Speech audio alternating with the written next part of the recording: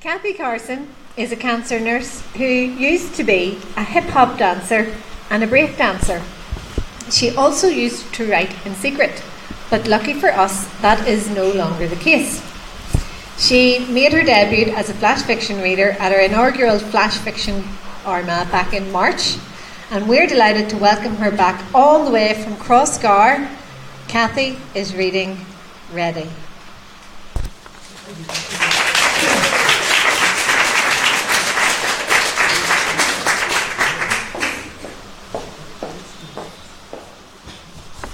Can everybody hear me? Yeah. Firstly, thank you, Biddy and Raymond, for letting me read again. It's amazing to be with all these other writers. It's great. But this piece is 20 years old. I'm hoping that the distance in time helps me read it. If not, bear with me. I'll do my very best. It's called Ready. Please come, love. Your daddy keeps on asking for you. And I think it's going to be ours now rather than Days. Do you know your nurse sounds like a petulant child? I don't care. I spit the words down the phone. You make sure you tell him that. You tell him I don't care and I'm not coming. But I slammed down the phone and I grabbed my keys and my coat because I am coming to see you. I am ready. Are you? At 6 years old, I was already afraid of you. In your presence, tiny explosions of fear caused chaos in my thoughts, a stutter in my speech, and an awkwardness that delighted your cruelty no end. I hope you're learning what fear feels like.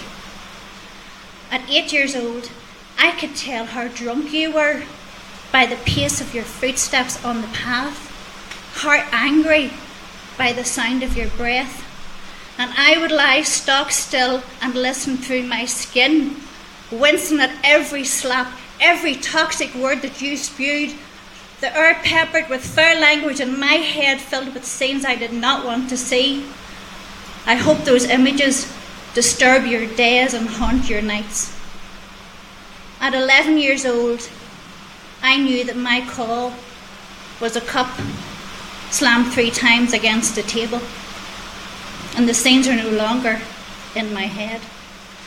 I would rise from my bed, head racing, limbs heavy, and I would sit ramrod straight all night long sometimes and wait for the mind games to end and the slaps and punches to begin. And I would imagine shooting lasers of hate at you, cartoon villain style, and in my head I watched you shrivel and beg for mercy that never came. And now, it's like those lasers have worked and I can't help it. I am euphoric with the justice of it. In your absence, we didn't speak about it. The weight of the secret pushing at the walls of our house, making it impossible to breathe. My mother rocking in the corner, long since lost all sense of self and function, and so it continued. Your games, your rules, and our hell. I hope you will ask for forgiveness today. It will not be given. At 15, I slept through my call and was carried from my bed by my hair down the stairs, limbs flailing, and I would not cry. Within minutes, the violence was over. There's never been a sweeter lesson. I became manipulative, provocative, divisive, and within minutes they would come, blow after blessed blow, the violent sweet shock, a momentary respite from the necrotic wounds caused by your words. And this was my game now, and these were my rules, and I had learned from a master. I hope this cancer is rampaging through you. I hope it's making your skin creep and your teeth itch. At 20, I fought back. Verbally at first, and then physically, and then the night that changed everything. A mantle clock grabbed in my defence, and a poker grabbed in yours that lanced my side. An inky, leaking puddle that soothed me, but made you flee. Later in the hospital, I told a nurse, a doctor, a social worker, the police. The words were delicious and victorious in my tongue. The following year was a blur.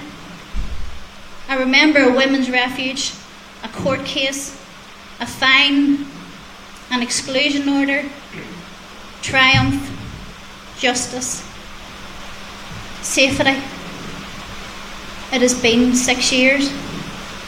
I am ready. Today, I will tell you that you had no business having children that you would not love. You had no right. That even though every relationship where someone didn't abuse me felt like a white-knuckle ride, I held on. And I learned to give love and receive love and to love myself. That your stupid little bitch has 2 first-class honours degrees, that she has learned to stand in the truth of her past without shame, that all that she is and all she has achieved, it's in spite of you and not because of you.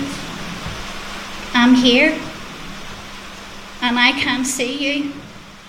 Where are you? You will not hide from me. This is my moment and you will not take it from me. Not now. I am ready. And then I hear it. A cup slammed 3 times against the table. I spin towards the sound. And there you are. Pitiful. Childlike in stature. An octopus of tubes and wires and leads, and I can't move. Something swells and breaks within my chest. All my words are gone and all the air has left me. I look into blue eyes that mirror my own, and I watch them glaze as your head falls heavily to the side. And in this moment, there are things that I know to be true with incomprehensible clarity. I have nothing but compassion for you. I forgive you. You are already gone, and I am not ready.